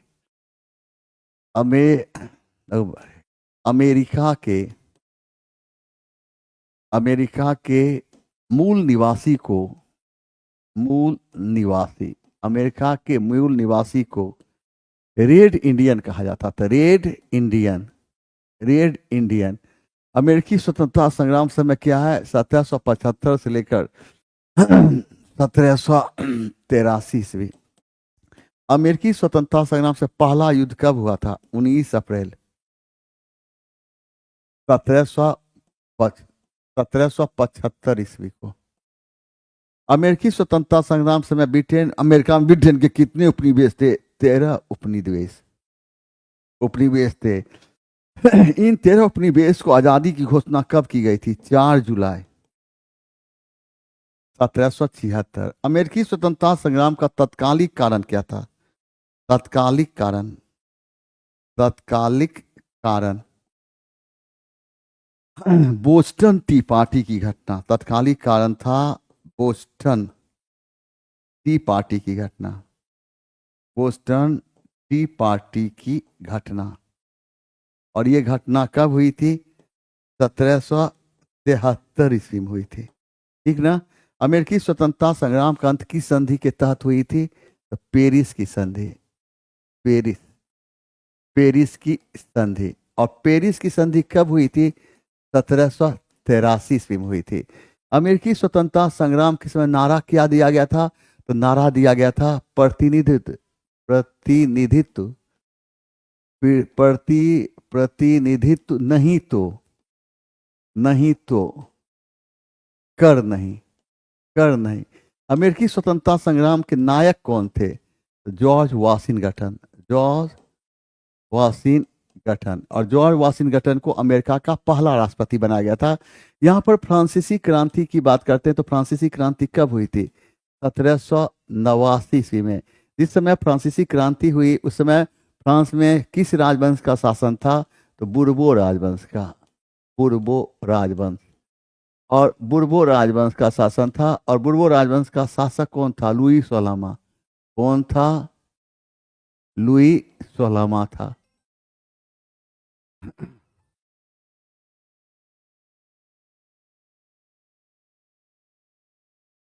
हाँ हेलो,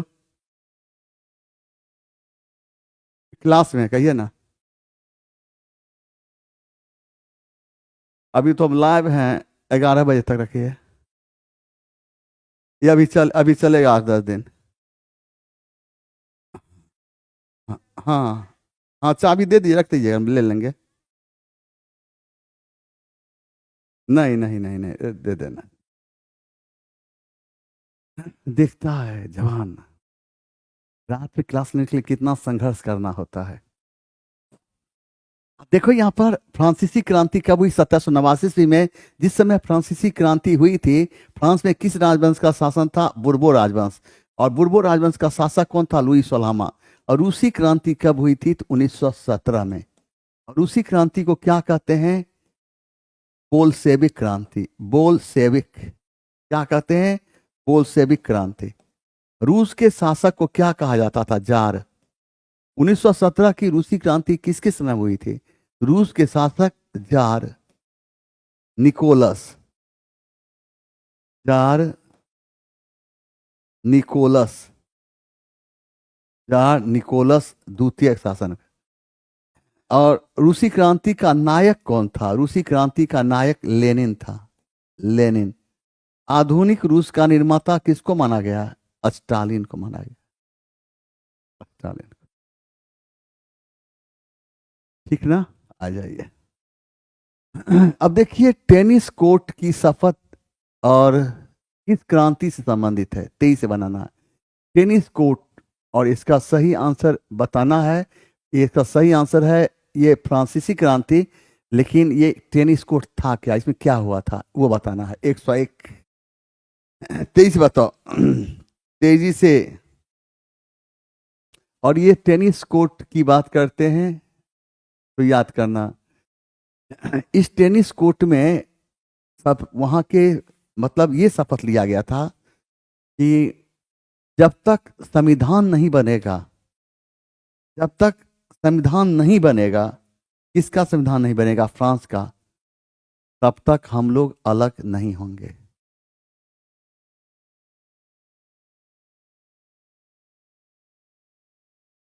समझ गए? मेरा जवान ने एक मैसेज लिखता है, क्या आप क्या लिखे हो? आप लिखता है, आप इतना देते कैसे, डेट ऐसे याद कैसे रखते हैं? आप इंसान नहीं किताब हैं। सब ऊपर वाला से होता है। जो बात की है ना, हमें खुद आश्चर्य लगता है, बहुत आश्चर्य लगता है, बहुत आश्चर्य। बहुत आश्चर्य रहता है।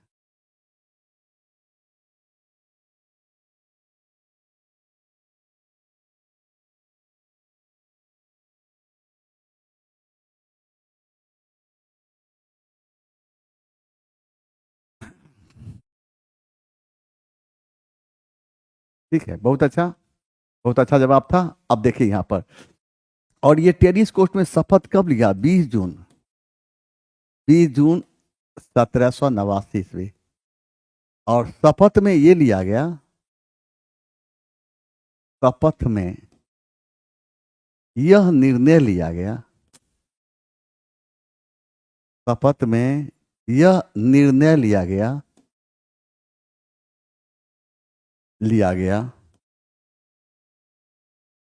जब तक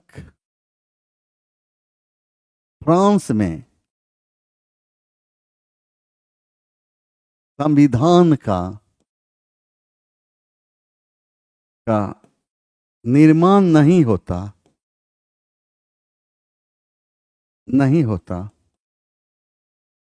तब तक हम लोग अलग नहीं होंगे, हम लोग अलग नहीं होंगे। समझ गए ना? रूसी क्रांति 1917, अमेरिकी क्रांति 1775 से 1783, फ्रांसीसी क्रांति 1789। आप आइए यहां पर, पेरिस शांति सम्मेलन में इटली का प्रतिनिधित्व किसने किया था? और इसका सही है ऑरलैंडो ने। अब प्रश्न उठता है, ये पेरिस सम्मेलन कब हुआ था? और पेरिस सम्मेलन कब हुआ था? तो कब हुआ था? तो ये हुआ था 1919 ईस्वी में। क्योंकि ये सम्मेलन पेरिस में हुआ इसलिए इसका नाम पड़ गया पेरिस सम्मेलन। इसका मुख्य उद्देश्य क्या था? मुख्य उद्देश्य क्या था कि प्रथम विश्व युद्ध के बाद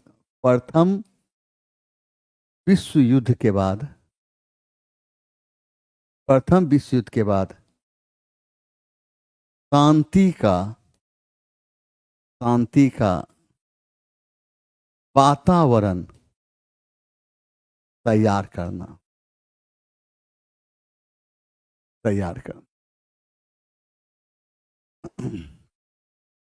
मैग्निको लाइन का निर्माण किस देश ने किया था? फ्रांस ने। और ये किस देश के बीच की सीमा रेखा है? फ्रांस एवं जर्मनी।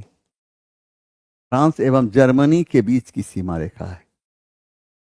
और फ्रांस और जर्मनी के बीच की सीमा रेखा को क्या कहा गया? मैगिनो लाइन।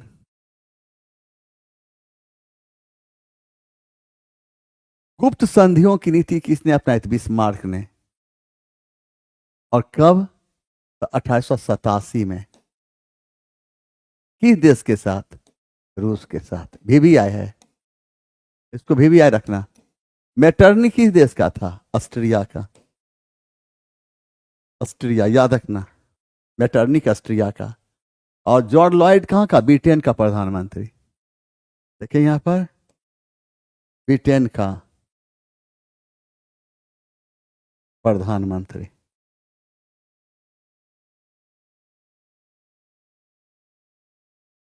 स्वतंत्रता, समानता और बंधुत्व का नारा किस क्रांति ने दिया था? तो वह कौन था? वह कौन था? स्वतंत्रता, समानता और बंधुत्व, फ्रांसीसी क्रांति। तो अमेरिकी क्रांति के समय नारा क्या दिया गया था? प्रतिनिधित्व नहीं तो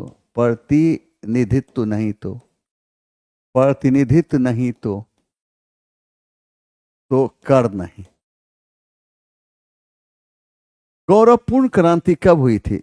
1688 ईस्वी में। कहां हुई थी? इंग्लैंड में।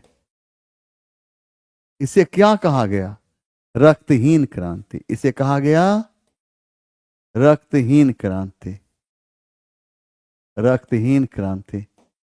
और ये क्रांति किसके समय में? इंग्लैंड के सम्राट, किसके समय में? इंग्लैंड के सम्राट जेम्स द्वितीय के समय में। जेम्स द्वितीय के समय में। नंबर 6 की बात कीजिए। नंबर 6 में है कि फणींद्र नाथ घोष की हत्या करने वाले क्रांतिकारी कौन थे? उपर्युक्त में से कोई नहीं, एक ही थे। वह था कौन? बैकुंठ शुक्ल। एक ही थे, वह थे कौन? बैकुंठ शुक्ल। बैकुंठ शुक्ल।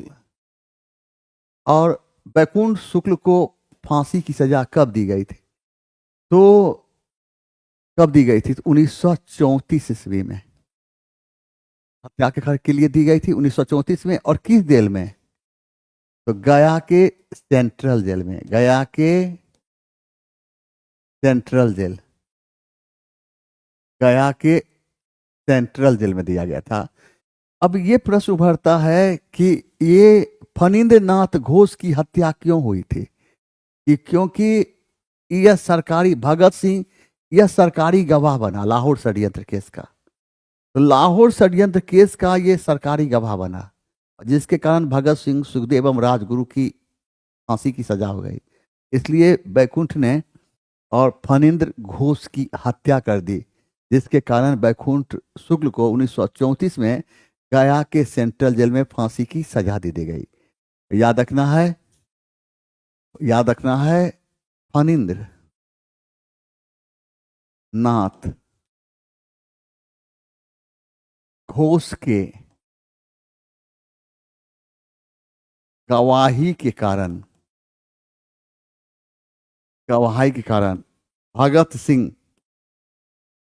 भगत सिंह, सुखदेव एवं राजगुरु को फांसी की सजा हुई। फांसी की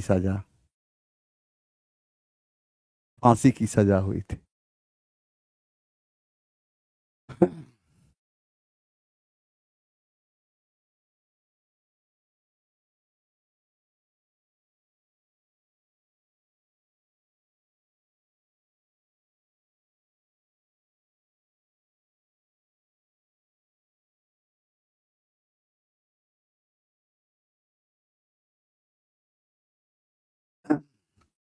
जवान, मेरा काम है पढ़ाना, एडमिशन लेना नहीं।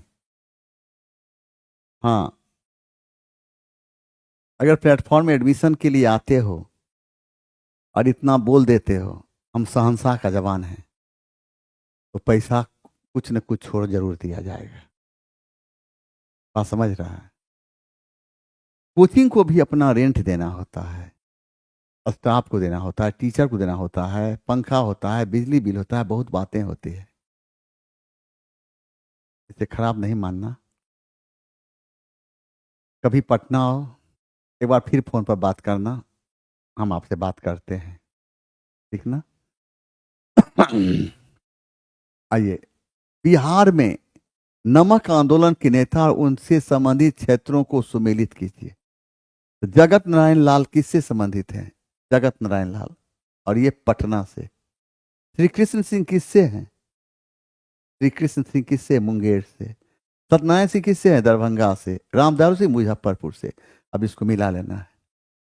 अब यहां पर ए का 2 होगा, ए का 2, बी का 1, सी का 3, डी का 4, और इसका सही आंसर बी हो जाता है।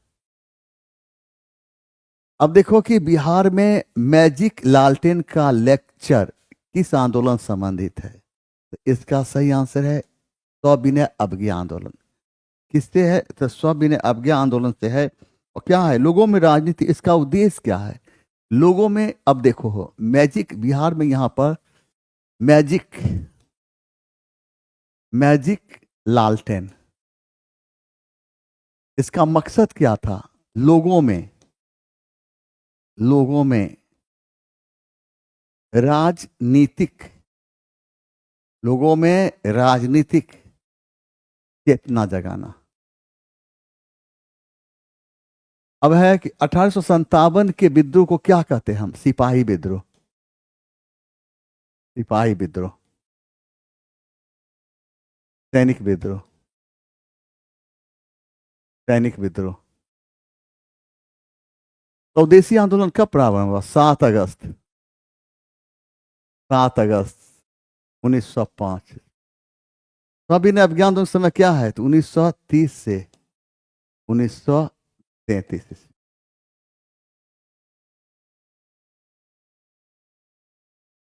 अब है कि 1935 के अधिनियम के अनुसार बिहार विधानसभा में चुनाव हुए थे। कब हुए थे? 22 से 27 जनवरी 1937 को। अब यहाँ पर देखना है एक बात और, थोड़ा सा जवान का मैसेज पढ़ते हैं। पर नहीं पढ़ेंगे तो ये भी तो रूठ जाते हैं, बाद में इन्हें मनाना बड़ा मुश्किल हो जाता है ना। जवान ने पढ़ रहे थे इसलिए जवाब नहीं दे रहे थे, बोलो ना क्या कर रहे थे?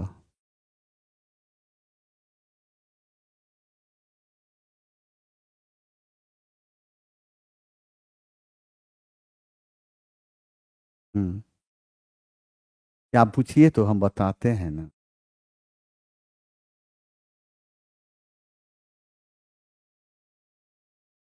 क्या क्या करें? डिलीट काहे कर दिया अभी भी बताओ तो। गलत मैसेज नहीं करो। शहंशाह को मैसेज करेगा तो फिर जान लो, मेरे पास सुदर्शन चक्र होता है, सीधे चल जाएगा। तुम जो पर वो लिखा और डिलीट किया, हम तुरंत हम देख लिए तुम क्या लिखा था। सुन लो, यही हम सुदर्शन चक्र चलाएंगे, तुम्हारे ज्वाइनिंग लेटर को भी हम सुदर्शन चक्र खींच लेंगे। तब तक हम नहीं देंगे ज्वाइनिंग लेटर जब तक कान नहीं पकड़ेगा। समझ गया? तुम्हें चाहिए हमारी शरीर का खून तो लो लो, एक एक बोटी खोट निकाल कर दे देते हैं। जिस चीज पर मेरा अधिकार नहीं उसके लिए तुम हमसे क्यों लड़ते हो, ये बताओ।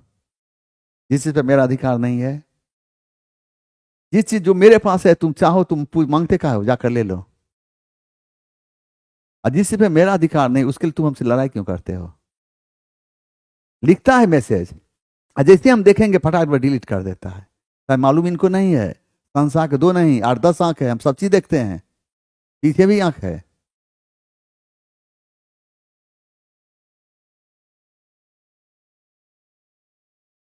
आ जाओ,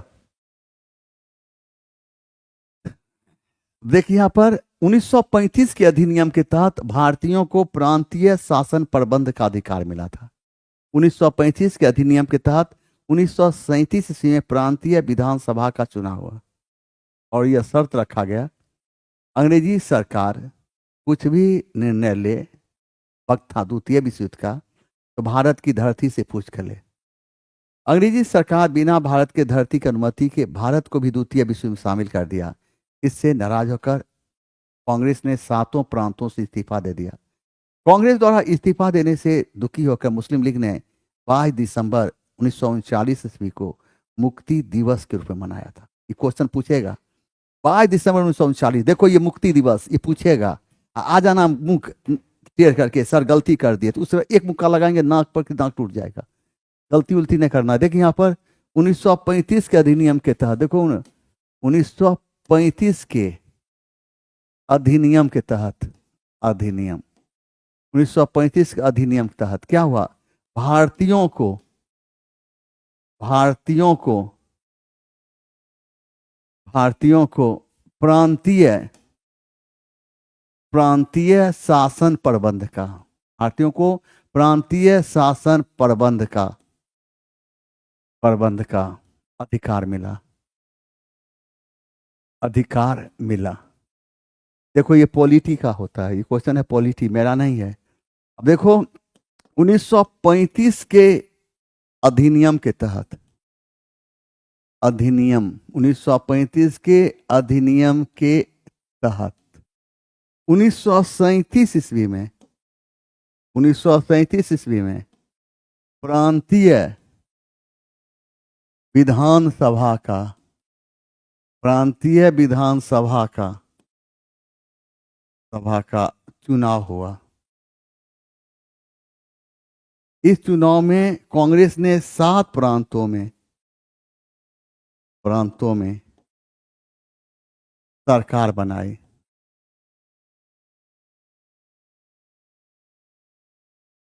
और बिना भारत के धरती की अनुमति के भारत को भी भारत को द्वितीय विश्व युद्ध में द्वितीय विश्व युद्ध में द्वितीय विश्व युद्ध में शामिल कर दिया गया, कर दिया गया। इससे कौन है? इससे नाराज होकर कांग्रेस ने, इससे नाराज होकर कांग्रेस ने क्या किया जवान? सातों प्रांतों से, इससे नाराज होकर कांग्रेस सातों प्रांतों से, सातों प्रांतों से इस्तीफा दे दिया, इस्तीफा दे दिया।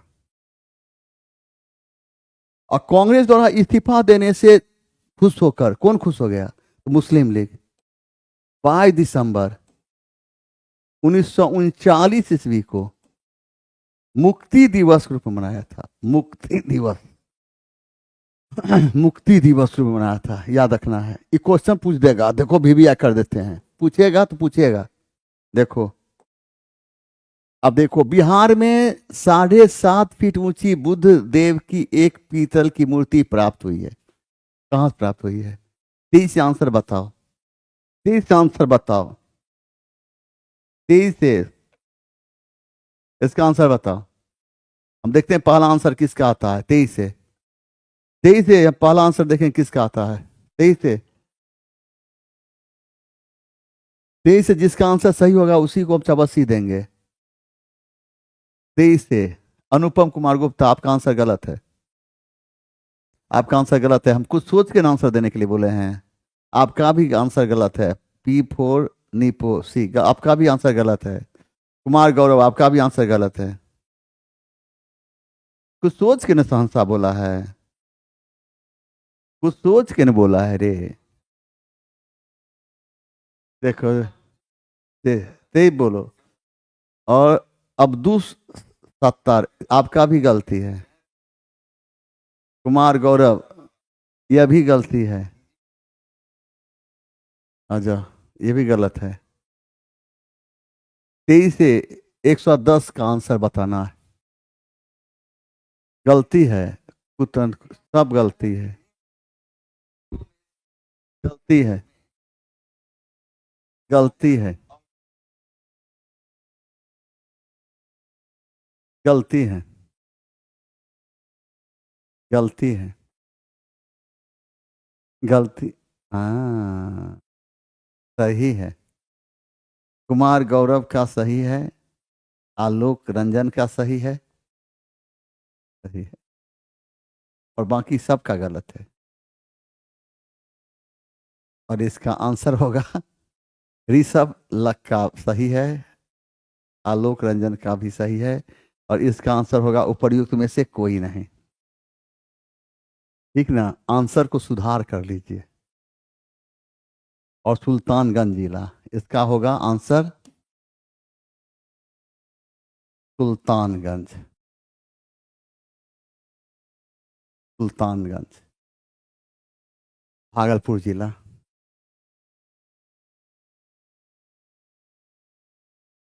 भागलपुर जिला।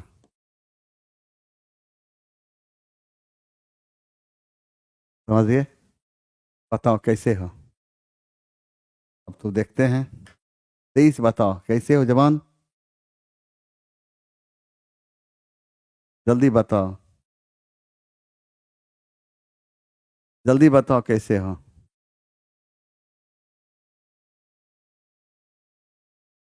तेरी बताओ, कुछ तो बताओ। हम्म,